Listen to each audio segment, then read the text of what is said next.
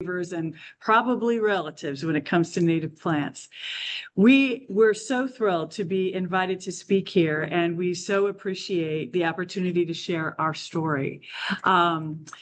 Couple of disclaimers as we head into this. I will tell you one of the first questions everyone asks us when we get to the Q&A portion is about the photography and the videography. It was 100% shot by us. 99.9% of it was shot by Jon. There are a couple things in there that are mine. We do put our presentations together, however, however. So just to let you know about that.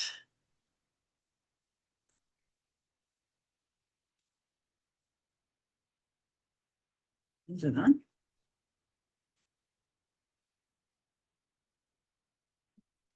Oh, you need to be closed. Working through the hybrid thing here, Bob. Hybrid working? It might be, but our presentation isn't. Stay tuned, those who are joining us online. Baby bluebirds, those were in our yard. All right. Yay. All right, here we go. Fantastic. So this is what we're going to talk about. We'd like to share a little bit about our origin story. How did we get started on this journey? Maybe the same, maybe a little different than what you all have experienced. Talk a little bit about the different forms of native habitats that we have experienced directly and that we've come to learn more about as we have been going down this path ourselves. Of course, there'll be time for Q&A, and we've got a couple of FAQs that typically are asked of us, particularly by people like you who are already invested in and believers in the importance of native plants and supporting biodiversity. So who are we? What kinds of credibility do we have for something like this? From a scientific perspective, zero. I have been a public relations person in corporate America for over 30 years. When I was growing up, nature was a place that I went to. We spent a lot of time in our backyard playing. We spent all kinds of time going to the park, going to the Grand Canyon, going to the shore, whatever. But I never thought of my backyard as a habitat. So while I was in nature, it wasn't necessarily something that I thought of right outside of my back door. And I grew up in suburbia, so I appreciate nature, but I have all the suburbia mindset when I was growing up. So I'm a retired IT guy. I didn't grow up as a nature guy, but I'm a full-time nature guy now. I'm the guy in the blue in that picture. And when we bought our property, geez, nearly 40 years ago, you're getting kind of old. Speak for yourself, big guy. We didn't have any idea. We didn't have any plans for it. All we knew is that we wanted to live in the woods. And we had no idea about where our property was, what kind of habitat it was supposed to be. It was just thick woods, overgrown, and we just thought that was the way it was supposed to be. If it was growing, it was good. But that was soon to change. In the early 2000s, I went to a community affairs program in White House, Ohio, which is where we live. In White House, BASF, which some of you may be familiar with as a chemical company based here in Southeast Michigan, has its technical center in White House. And they always want to be good stewards of the community. And so they host community affairs events every year and demonstrate their commitment to everyone. This time, they brought someone from Toledo area Metro Parks to speak to the people in the audience who came to see the presentation and hear the community affairs program. And the person from Metro Parks bought this book. It's Living in the Oak Openings. We have many copies of it back there. You are welcome to take them if you want. And the Metro Parks Metro Parks naturalist spoke about the rare oak openings region. And I thought, oh, this is kind of interesting. I know Jon's a big nature guy. I mean, to me, every tree is a good tree, right? And I'm like, Jon's a good nature guy. I need to grab that and bring it home. The book that you're going to see is a collaboration, a number of environmental groups, environmentalists, scientists, and Metroparks naturalists contributed to it, and academics. Also, it is a joint publication of the Nature Conservancy and the Green Ribbon Initiative. The Green Ribbon Initiative is a collaboration of like-minded, similar to what you're talking about for your sandhill restoration that you want to talk about. But it's a collaboration of like-minded organizations in Northwest Ohio and Southeast Michigan that are dedicated specifically to the oak openings region. I brought the book home, and I'll let Jon pick up the next part of the story. So Susan comes home with this book, and like I said before, we didn't know where our property was. So we live near Oak Openings Metro Park. I don't know if any of you have ever heard of that. Southwest of Ohio, or of Toledo rather. And I had grown up in that area my entire life, and obviously Oak Openings Metro Park was very well known, but everyone's talking about this Oak Openings region about this time.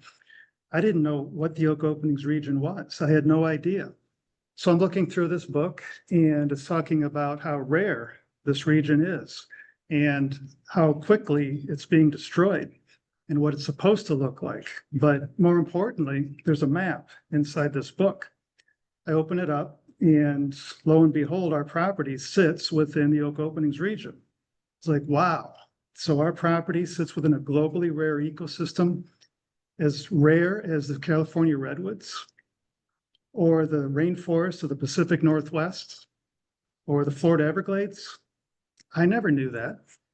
Who knew that this sandy strip, and here it is, outlined in green.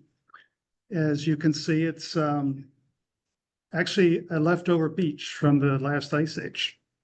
And so when the glaciers retreated, it created this lake, which was a much larger version of Lake Erie.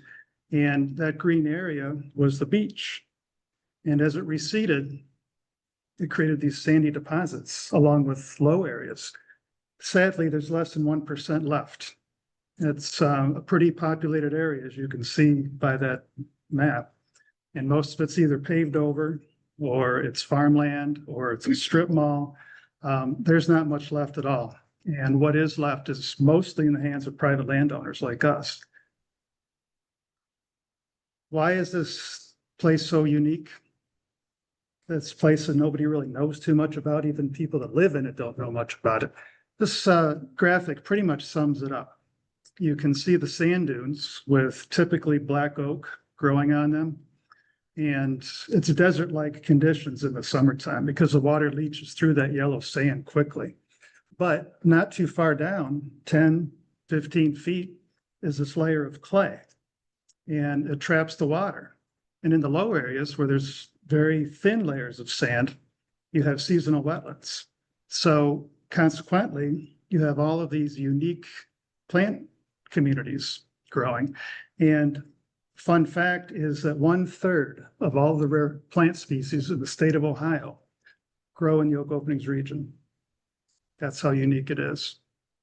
So here's all those diverse plant communities that I was referring to. And a lot of times they're within feet of each other.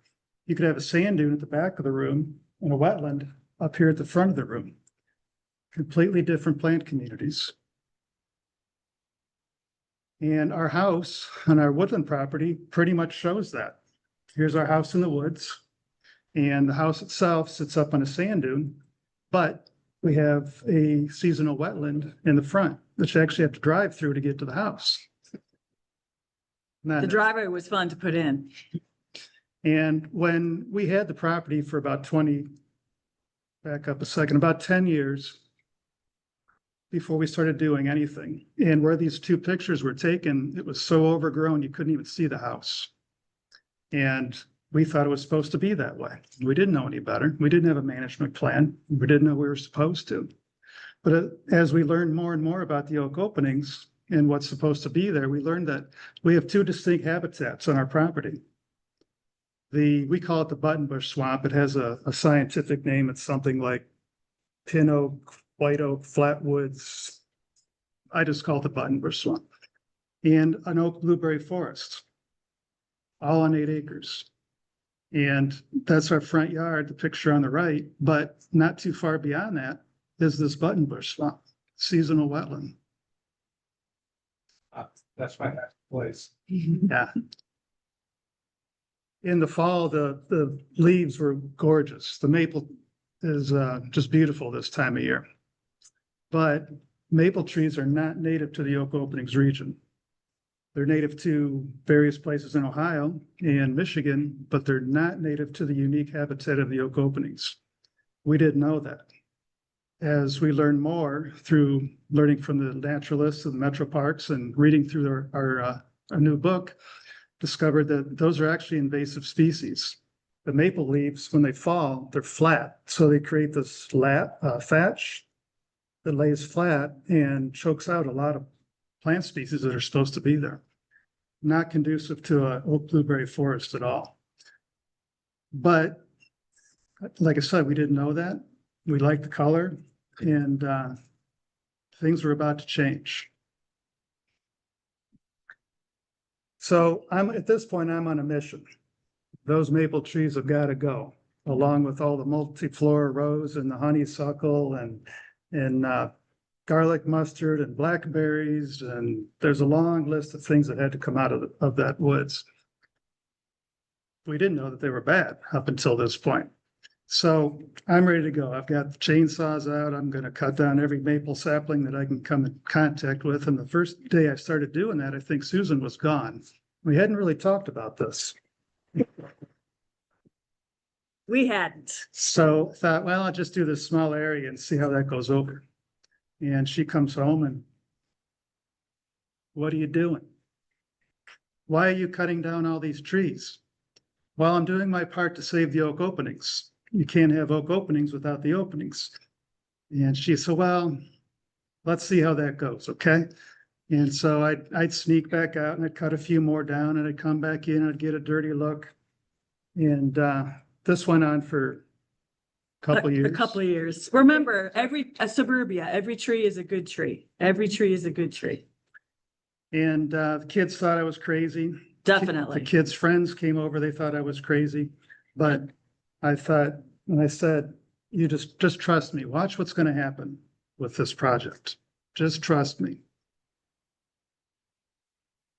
You really want to shake things up and be on fire. Definitely. So about this time, Susan's looking for a divorce attorney. But prescribed burning, I'm sure you're all familiar with it. It's one of the better things you can do for a restoration project. It controls the woody success.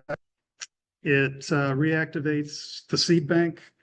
All kinds of healthy things come from a prescribed burn, except for your marriage. So that overgrown maple area that I was showing you earlier, where nothing was really growing, it's so dark back down in there. It now looks like this.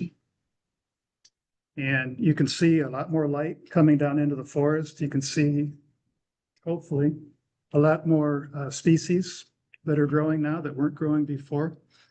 Just a lot healthier. And further behind that, every spring, the woods looks like this. It's just carpeted with wild geranium.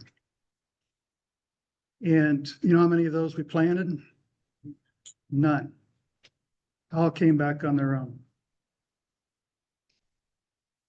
That pile of maple saplings that I cut down and got dirty looks about, this is actually in the wetland area, and it was in the late fall, early winter, so it was dry. But now in the summertime, it looks like this. And the buttonbush were being choked out by all those maple trees. They couldn't grow. But since the maple trees have been removed, the buttonbush are spreading back out again. So what started out as a cool project, the next chapter of it was something we never expected to have happen. Call this the all-star lineup. And the first picture there on the left, one day after a burn, about eight or 9 years ago, I think, I'm walking around and I spot this little tiny plant growing. I'd never seen it before. I didn't know what it was. Come to find out, it's a large world pogonia. And it's the only patch of large world begonias that's known to grow in Northwest Ohio. It's on our property because of the work we did. Red-headed woodpeckers, I don't know if you have them around here or not. Down in our area, the only place you'll find them is in the oak openings region, and even then it's a little bit spotty. On our property, they're prevalent. They are everywhere because we leave the dead trees standing, and we've recreated the habitat that they desperately need. Red-headed woodpeckers are in serious decline, along with most other species these days, and it's all because of habitat loss. The yellow lady slipper, found it the same year that I found the large world begonia. And there's only 14 or 15 of them that are known to grow in the oak openings region of Ohio. One of them's in our yard. And the buttonbush swamp needs standing water. It likes standing water. But what's the first thing that most people do when there's standing water on their property? They want to drain it, or dig a pond, or put in a drainage tile, anything to get rid of that water. We did the same thing before we figured out that we're going about this all wrong. So we've talked a little bit about the woodland property. We put together a little video to show you what some of the things that we see there now.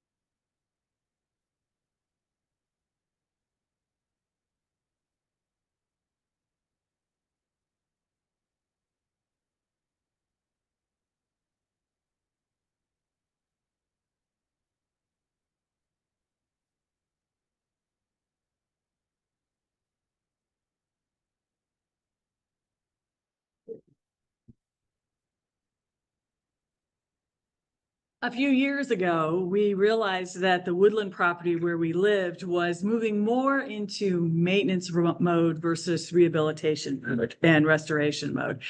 And we all know that the work is never done, but there were fewer invasive species taking over and choking things out. And we also became aware about that time of the need of the disappearance of prairies and the danger to prairies in the United States.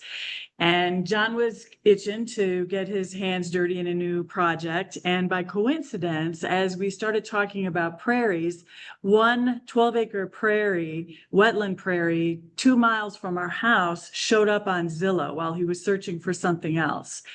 And lo and behold, came the opportunity to look at what we might be able to do on prairie property. I will tell you that Jon went and scouted it first and felt that it was something that would be a great rehabilitation restoration project. And then he took me out there and at this point, I'm a convert, right? I've seen the benefit. I'm a convert. I'm all in. And we get to the woodland or to the prairie property. And I'm thinking this is crying. It's asking for us to help it. And I'll let him pick up the story from there. So I did walk it first, and I went home, and Susan's in the kitchen, her favorite place, and I said, what do you think about buying a prairie to preserve, a nature preserve? And she said, okay. So she's thinking this conservation thing isn't such a bad thing after all.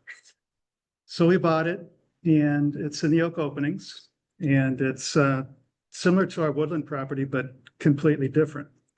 It does have two distinct habitats like our woodland property, but one of them is a wet prairie and the other one is a dry sandy dune area that's further in the back, again, with two very distinct plant communities growing on each one. Back in 2011, it looked like this. It's old farmland. And between then and the time we bought it, which was in 2019, it had been a dirt bike track. It had been a shooting gallery. People had dumped truckloads of dirt and crap and junk out there on it. So it was pretty much abused. And when we bought it, the project started pretty quickly. And there were a lot of woody things that were trying to take over, but there were also a lot of good things trying to come back. But we had autumn olive, we had a lot of sycamore trees and aggressive elm saplings that were trying to take everything over. Siberian elm, all the things that aren't supposed to be there. Reed canary grass, trying to take a pretty thick hold. So this is what it looked like when we bought it. You can see all of the saplings that are trying to take hold. This is more of what it looks like now. So remove a lot of that woody succession, give it room to breathe, give the species a chance to come back the way they're supposed to. They were already trying to come back through all of the junk, but now they're coming back even stronger. Reed canary grass taking over the wetland area. 2 years after that reed canary grass picture was taken, it looks like this. A restored little wetland area. And there was a tile, a drainage tile that was also plugged up to retain some of the water, but you can see all of the different species that are taking over from the reed canary grass. And we also have various rare species that have been reintroduced and some that were already there. So the blunt leaf milkweed, it stayed endangered. So is bottle gentian. Those two species were already trying to come back on their own. We didn't do anything. They were already there. Same with the Bebb's willow. And we're finding more. Every year we find a couple more. So this list is continuing to grow. We have 5 different kinds of milkweed, all of which were already there. And you know what happens when you have milk. Monarch butterflies thrive. And monarch butterflies are another species that are quickly declining. I think the latest statistic that I heard is that there's 90% less monarch butterflies than there were 50 years ago. That's pretty startling. And it's all because of habitat loss, in my opinion. So here's a video tour of the prairie.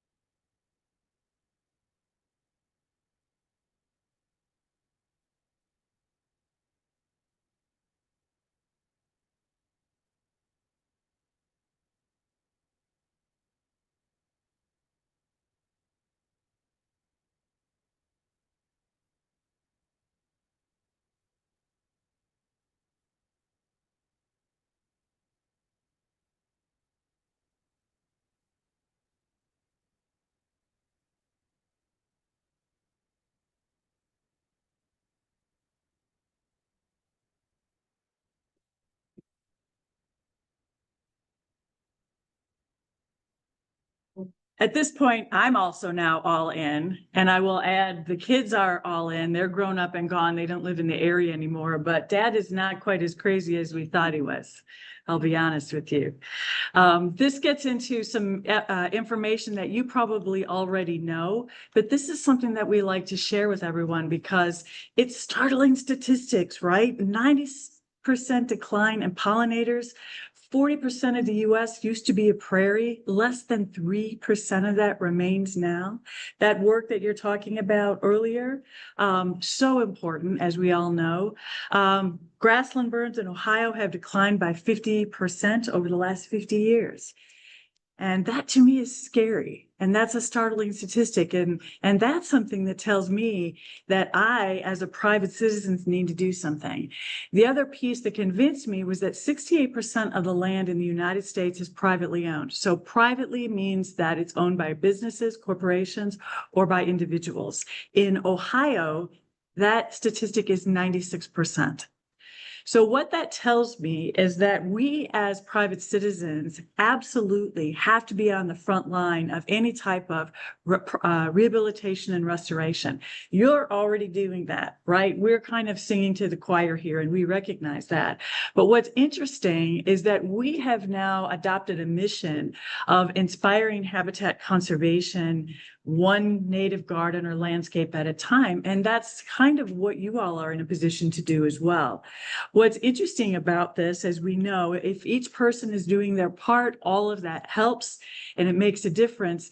And what we're finding in the Oak Openings region is that while there is a lot of publicly owned land by Toledo Metro Parks, things that are owned by Ohio Department of Natural Resources or by Kitty Todd.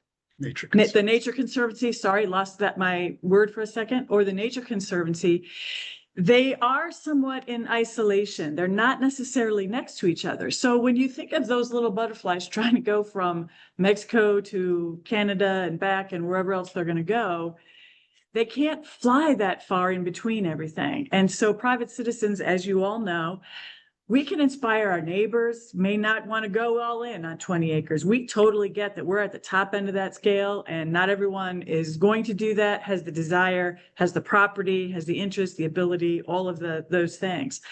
But if what we're doing and what we talk about inspires somebody to plant a pollinator garden or do what they can with a window box, now we're suddenly giving those butterflies a chance and insects a chance. And I know, John, there's a caterpillar insect that is, or a caterpillar statistic that you particularly like as you jump into the next part about habitats. I think the one Susan's referring to is, you guys may know this from Doug Ptolemy's books, the number of caterpillars that it takes to raise a nest of fledglings. I think those are the right words. You guys know what that number is? 5,000. It's in the thousands. It's in the thousands. Yeah, 8, 9, 10,000, something like that. And that's pretty crazy considering that caterpillars, those baby birds are only in the nest for a couple weeks. That's a lot of caterpillars. Those birds aren't feeding the babies bird seed, and those caterpillars aren't at the local grocery store. And they got to be raised underneath leaf litter in the fall and winter, and that's not happening these days. This next slide is one of my favorites to present for a couple different reasons. Every person can make a difference. And another startling statistic that Susan didn't mention is that globally, on average, you guys may know this too, the average decline of all species on the planet Earth over the last 50 years is over 70%. And I'm not talking about National Geographic type animals like polar bears or rhinoceros. I'm talking about the things we all like to see. Birds, caterpillars, butterflies, frogs, turtles. They're all in serious decline. And it's because of habitat loss. Turf lawns don't lend themselves to those species. The good news is that nature is resilient, and this slide proves it. Our daughter lives in Chicago. Concrete jungle. And when she's out walking the dog, she'll come across these little native gardens and she'll take a picture and send them to me. Because she knows her dad is a nerd and she must satisfy that. But the first picture on the left, she was walking the dog and it was early in the spring or in the winter. And this little garden, probably no bigger than one of these tables over here, it's right along the road, as you can see, had a Monarch Watch sign in it. And she sends me a text and she's laughing and they think they're a Monarch Watch. Well, later on in the spring and summer, when the natives are in bloom, you can see it there. There's a monarch. And she says, well, I guess they are a Monarch Watch. The one on the far right really gets me. You can see that little tiny caterpillar, monarch caterpillar on there, hopefully. Right up there. Doesn't really look any different than the ones you see in a restored piece of 12-acre prairie property, does it? But this one is on a milkweed plant that's on a planter on the patio of a bar in Chicago. And if you don't think every little piece makes a difference, there you go. Here's one of our friends who lives in Holland, Ohio, a little suburb of Toledo. And this was her house before she started her prairie project. And the story, as she tells it, was that she had an oak tree in her front yard and the village came along and cut it down for some reason. But whatever that reason was, it made her mad. So she said, I'll fix you, I'm going to go native. So she planted a few things in her yard. You can see some bergamot and black-eyed Susans, things that bloom early after you plant them. And she liked it so much that she killed the rest of her lawn. She got some professional help with land or design. Now her front yard looks like that. Isn't that awesome? Native habitat in a neighborhood. And it's not just neighborhoods that are doing this, right? We have a church in White House near us, Community of Christ Lutheran Church, and there are some like-minded citizens who are very interested in native plants, and there's a lot of turf lawn on their campus. And they decided as part of their ministry to nature that they were going to convert it into a prairie, a native plant garden, a native prairie. And so this is what it looked like in year one. This first picture here. And this is what it looks like a little bit later. And the entire congregation, it's a huge congregation, has embraced this. They've put up little signs that say prairie in progress. It's a point of pride. The church is centrally located and it's a building that is used for many community events as well as religious events. And so it is taking on a new life and inspiring other people who may not have stopped to think about what native gardens can be.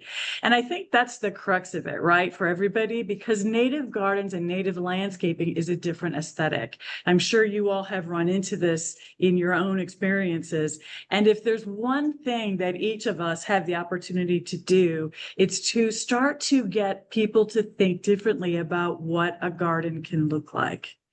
It doesn't, and it does, you don't have to be all in like we are. An ornamental garden that is highly manicured can live next to a native garden. They can be on the same pieces of property. And you'll see that in a few minutes in a video tour that we have of different native gardens in our area. But the aesthetic piece of it is the one that seems to be the stopper for most people. John's mother, a lovely, lovely 85-year-old woman, grew up on a farm, and she thinks more traditionally about what gardens need to look like. And when she comes to our house and she walks like this with her hands next to her eyes, because she doesn't want to see the native garden that's growing along the back sidewalk as she comes to visit and things like that. And we laugh about it, and she appreciates and respects the work that's being done on our property, but it's just not something she can fully embrace yet. So that's part of our mission too. Do you want to talk about the tour? Okay. This is a video. It's a native garden tour. These are properties in our area. Thinking about the oak openings a little bit differently. Some of these are in HOA restricted areas.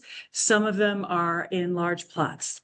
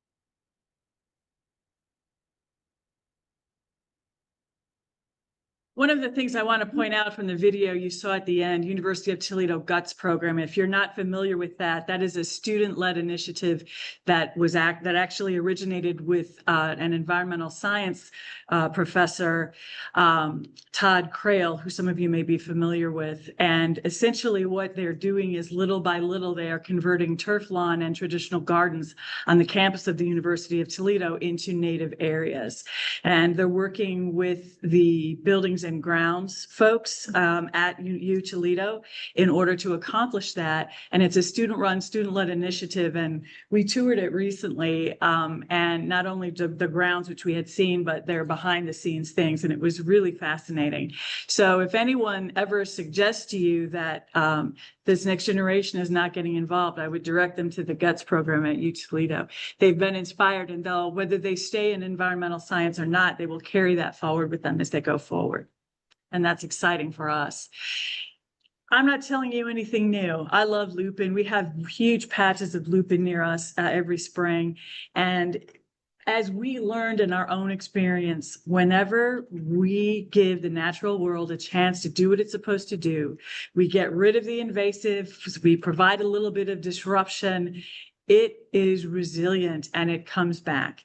And whether we help it along with seeds or we just give the seed bank a chance to grow, it's been inspiring. And as I said, I'm a complete convert, and I thought I liked nature before, but I was a rookie. This has been fantastic.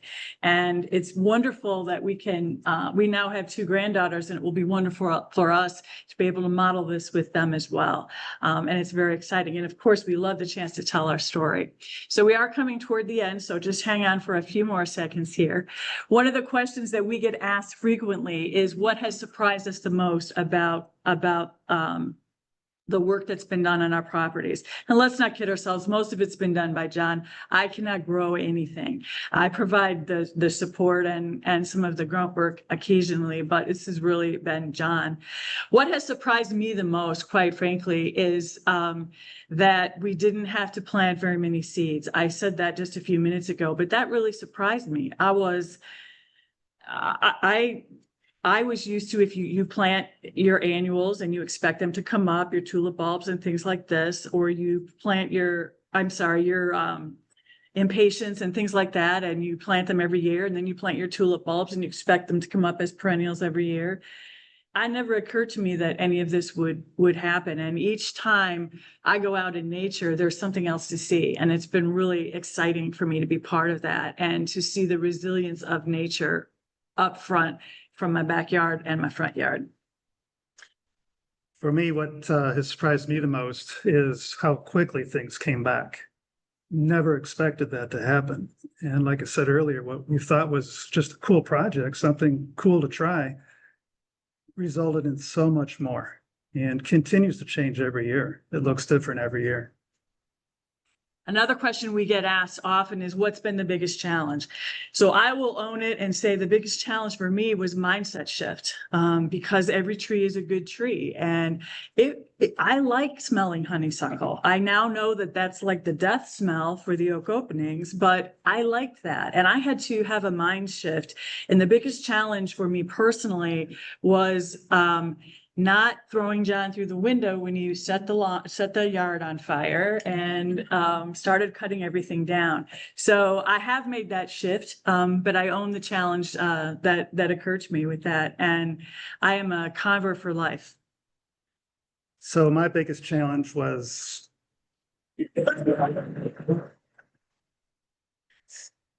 enough said. Yeah. You know, one of the things we find, the example I gave of Jon's mother, the actual biggest challenge when we talk with folks who think they might be interested but aren't sure if they are, is that they don't know how to think about their property as a habitat. They think it's a hot mess all the time. And so that aesthetic of native plants and native gardens is a learned, we are coming to realize is now a learned behavior and a learned discipline. And so that's why when I found this cartoon, and I wish I knew how it originated, I just happened to see it. I'd love to be able to give attribution, but unfortunately I'll have to do a little more research on that. But it's habitat. And the minute I started thinking about my yard as habitat, I realized that I needed to do more to make it easier for plant species, animal species, insect species, birds, etc., to actually live there.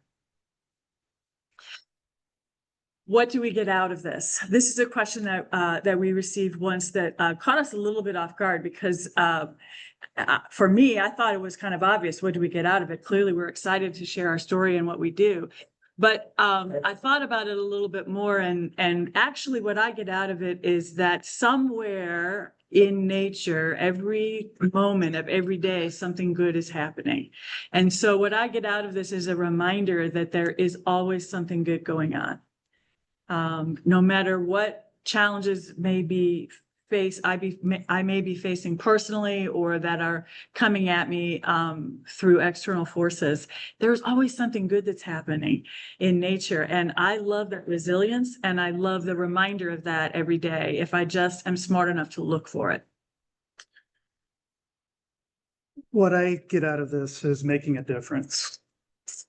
And looking at some of those videos, every time I look at them, I still get chicken skin or whatever, goosebumps. Just looking at the difference that we made. We've given habitat back to species that couldn't survive there anymore. And if we won the lottery, we'd buy as much property as we could and preserve it. But that's not realistic, especially since we don't buy lottery tickets. So another aspect of this is telling our story and hopefully inspiring others who hadn't even maybe thought of doing something like this to give it a try. Because again, every little bit makes a big difference. How can you help? Well, you all in here already know how you can help. You're helping those of you who are in the room and those of you who are online because you're interested. You're learning more. You are getting excited about native plants. You're already in various stages of native plant landscaping and gardening restoration and activity on your own merit. And that would be lovely. It would be fantastic to learn about some of the things that you're doing. I know that this chapter is very involved and engaged.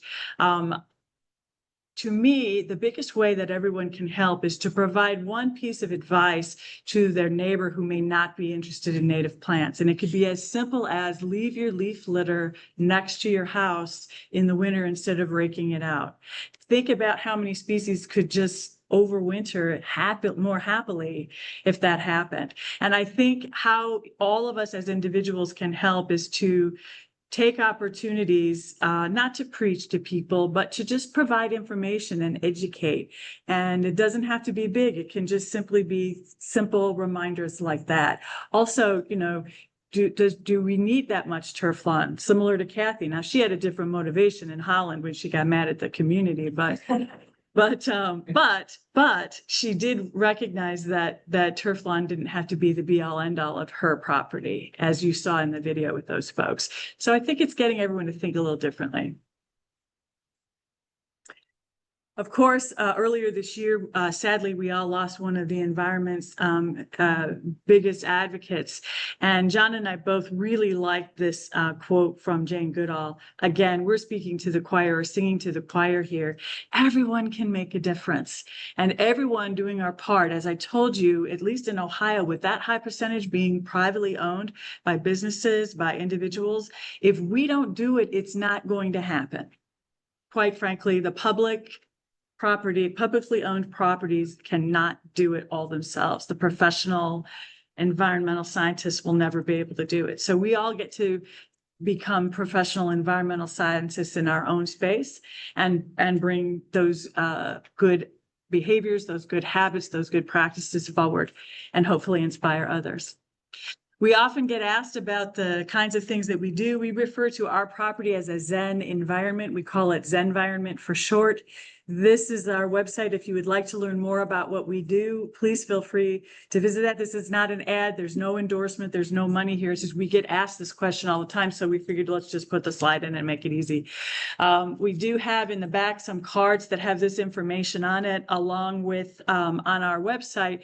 Now we know wild ones, and we refer to wild ones actually often in presentations that we give to folks who are not who are learning about natives, who aren't as invested as you all are. And we actually direct people to Wild Ones to get a lot of information because there's so much readily available, and it's beautifully presented for just the basic people. You don't have to be a scientist or have a 27 degrees to be able to understand it. So we have FAQs and resources on our site. Again, you all have those at your disposal through Wild Ones already. We reference Wild Ones on our page as well. And again, our info is back there, so feel free to take a look. And at this time, we will be happy to take any questions that anybody has. Bob, are you going to read the ones that come online, or do you need us? To come online. If you have a question within the room, ask it, and I'd ask you folks to repeat the question. Sure. Okay, happy to do it. You've been a fantastic audience. Thank you for your interest, and thanks for letting us share our passion with you. Do you have any questions?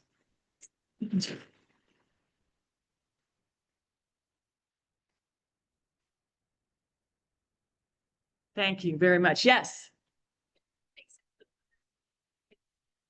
About if you have any thoughts or advice on legacy planning or whatever property restored. So That's sort of the limitation of doing this on private land as far as what will happen after you're no longer the steward of it. exactly. I'll repeat the question and John will answer it unless it's a question I should answer. So we'll do it that way.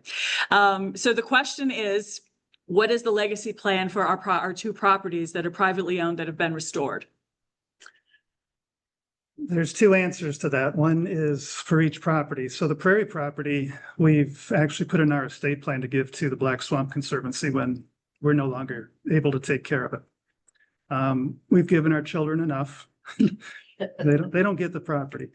The woods where the house is, that's a little bit different just because that's where the house is. And at least in our area, there aren't any conservancies that are necessarily interested in that sort of arrangement, at least not that we know of. So we're not quite sure yet on that.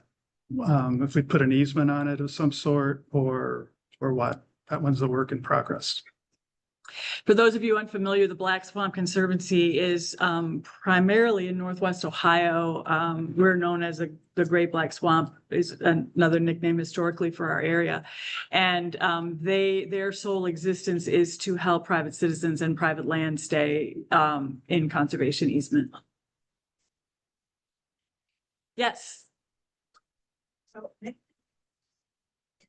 Northern Sylvan Township, but I've been working on my property for more than 15 years to get rid of invasives and made a lot of progress, but I was very overwhelmed by dealing with the invasives. For example, Oriental bittersweet is a scourge, and I had over an acre of Vinca minor on a slope below our house, thanks to former owners. I had it sprayed twice by a professional. And just working there recently, I realized it's back. Mm-hmm. Now, this is discouraging. So I'm just wondering how did you get rid of the invasives and how has that gone? So the question is about invasives. For those online who may not have heard the question, the Native Plant Advocate has 10 acres that she's been restoring over many years and continues to have invasives come back again and again and again, even though she's actively trying to manage those. The short answer is a lot of persistence. Just keep pulling and spraying and cutting, and there's been various things that I've done battle with, mostly in the woodland. Prairie is still a work in progress. Prairies are a whole different beast than a woodland is. But a good example of that for me in the woodland was blackberries. So blackberries were everywhere, especially across the back. We saw those wild geraniums. It was nothing but solid blackberries. And I was like, how do I get rid of these things? I had no idea. You pull them out and you pull one up here and you see one over here being sucked down. into the ground because the root system is so extensive. So I have found various chemicals that do wonders. I don't know how you feel or anyone else in the room feels about chemicals. I prefer not to use them, but in some cases, that's the only way that you're going to be able to control these things. With Oriental Bittersweet, I've had good luck with triclopyr. And I can show you what brand I use and where I buy it if you'd like. It's probably about a 2% solution. And so a couple ounces of the brand that I buy in a gallon of water. And with Oriental Bittersweet, you can either, if it's larger, you can cut it and treat the cut, or you can go around each individual one and just put a little bit right down the stem. And it'll go down into the stem, into the roots, and it does a pretty effective job with that. So the vinca that you're referring to, it would probably work on that too.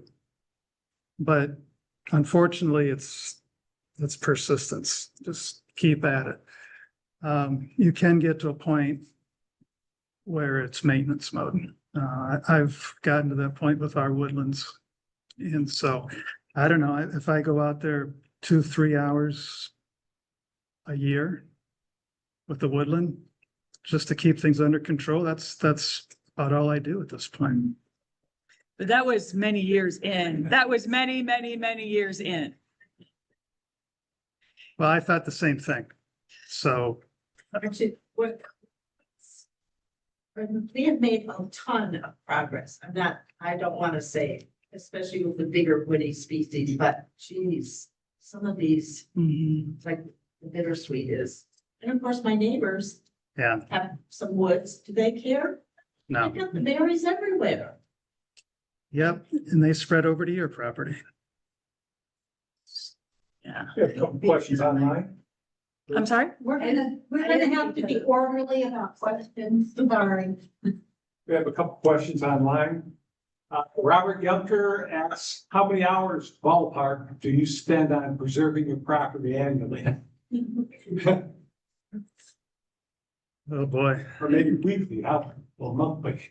Well, the bulk of the work is on the prairie these days. Like I just said, it's probably only 2, 3, 4, 5 hours a year on the woodland property. But I kept track.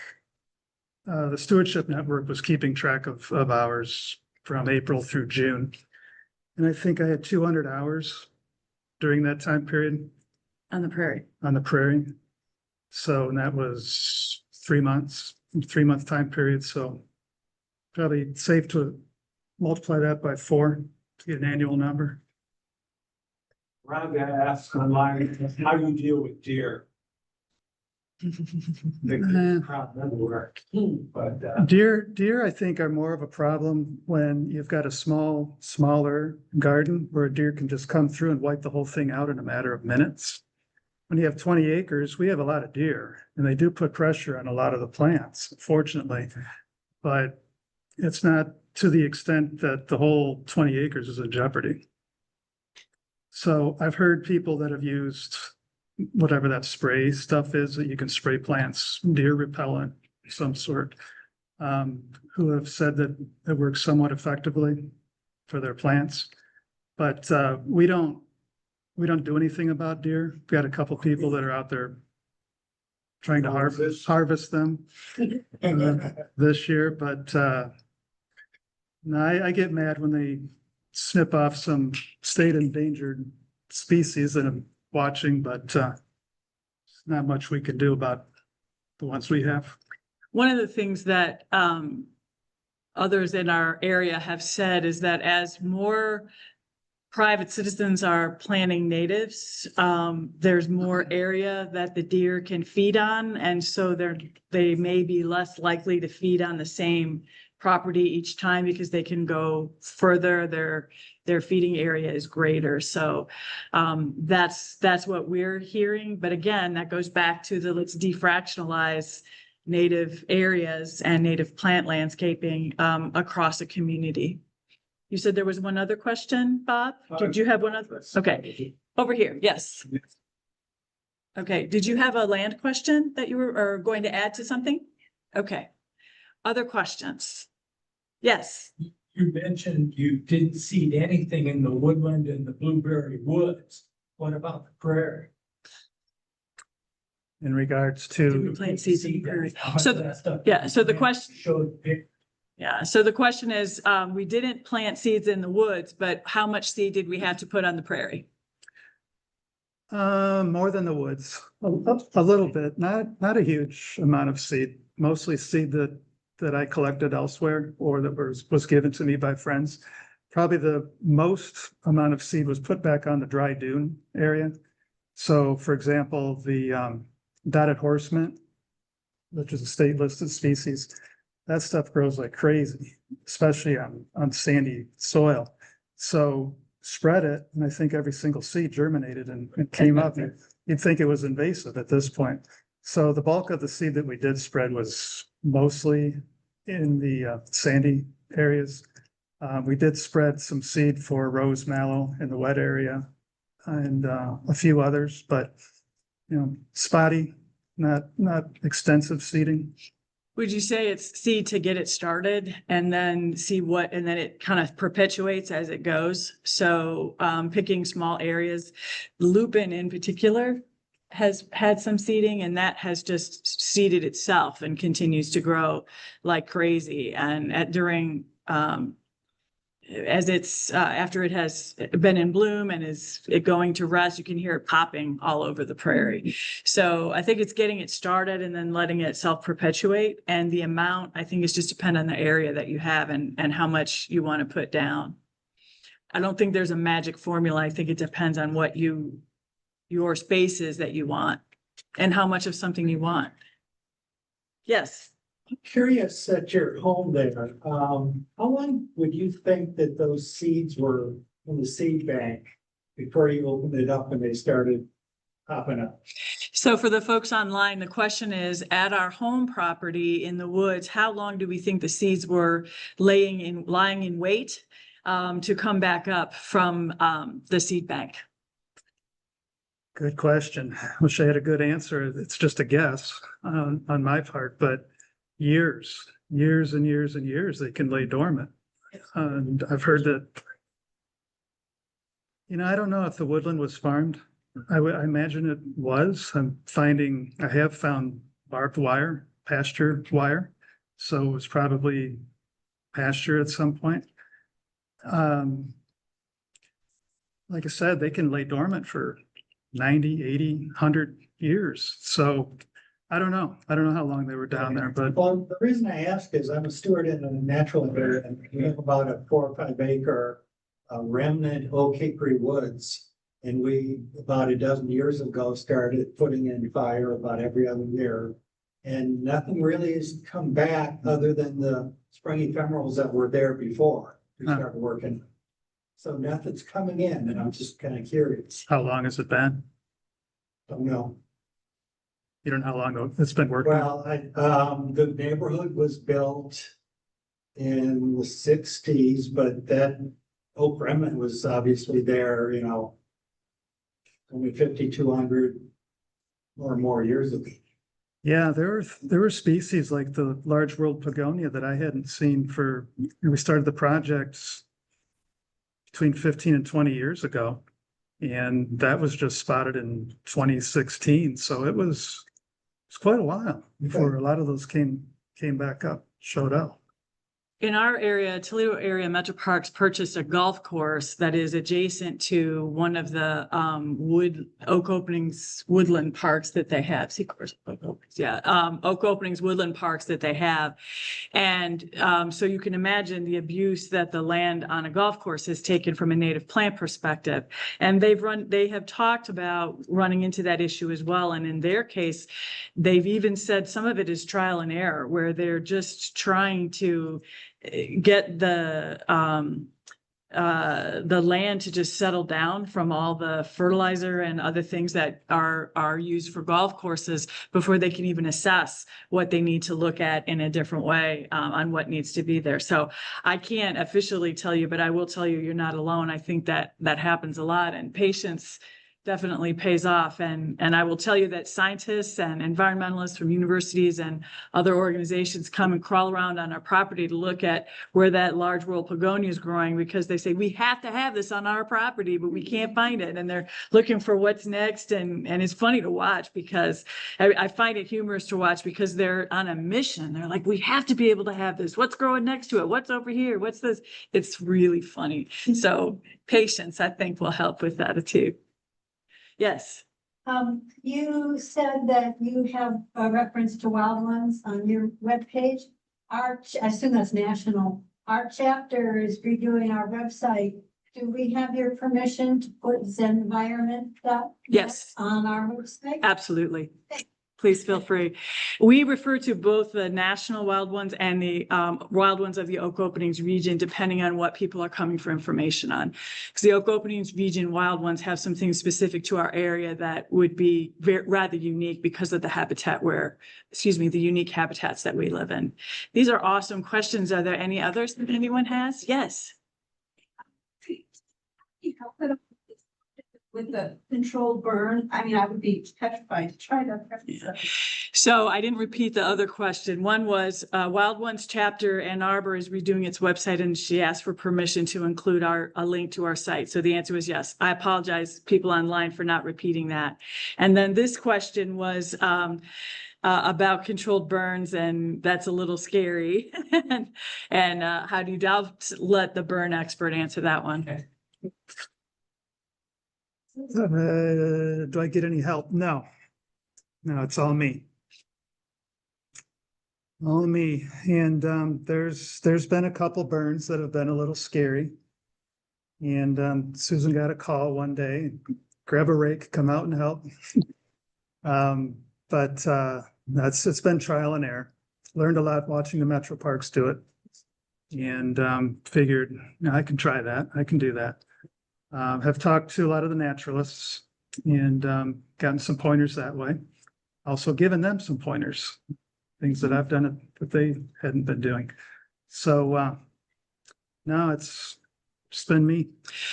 I'll also say regarding controlled burns, absolutely, number one rule is follow whatever the laws are in the county and township and community where you live. Number one, don't do. And number two, if you don't study to learn how to do it, don't do it. And I'll qualify and say our portion of Lucas County does not have the zoning restrictions that are present in most of the rest of Lucas County. So we're able to get away with a little bit more do it yourself than we might be if we lived in another part of Lucas County. So, that's a legal disclaimer. Yeah. Remember I said I was in communications for a lot of years? That would be me. I'd like to pass along, Barb Ski Online says that she loved your vertical. And, FYI, there is a vertical pool patrol first training put on by Michigan Google Vertical Pool Patrol in your area if you go on a database. Oh, fantastic. And someone else mentioned that it's an awesome, lovely area, and they hope you keep it for perpetuity. Thank you. And speaking of lovely areas to patrol, would you be open to our chapter coming down for a tour someday this spring or summer? Absolutely. Great. And Love to show it off. Yes, would there be interest in that? Yes. Yeah. Cool, yes. And the two properties are 2 miles apart, so it's very easy to get back and forth. And we will not be patrolling. We will be absolutely reveling. So thank you. This was just inspiring. Totally inspiring. Well, you've been a fantastic audience. Thank you for your interest. And we have 6 sprayers to We give do. away. More importantly, thank you for your advocacy for native plants, gardens, and landscaping. That's the most important thing. We appreciate it. And we'll let John do the drawings. I'll do some and you do some. Okay, we have 6 sprayers. One's out of the box. You can see what they look like. Martha Lowry, you get to take home a sprayer. All right. Christian Fierro, you also get a sprayer. And we do have the box for the one that's out, gang. Barb Schoner. Woohoo! What are we up to? We have 3 down. Three. Jen Stensort? Stewart. You know what, yeah, these. And Anna, you won one. Anna's a new member. Yay! And 6 or one more? One more. Yeah, one more. One more. Yeah. Catherine Racing. Please help yourselves if you're interested in an oak openings book. The Nature Conservancy can reprint them, so please take one if you're interested. And our information is there as well. You've been fantastic. Thank you. Nobody gave us.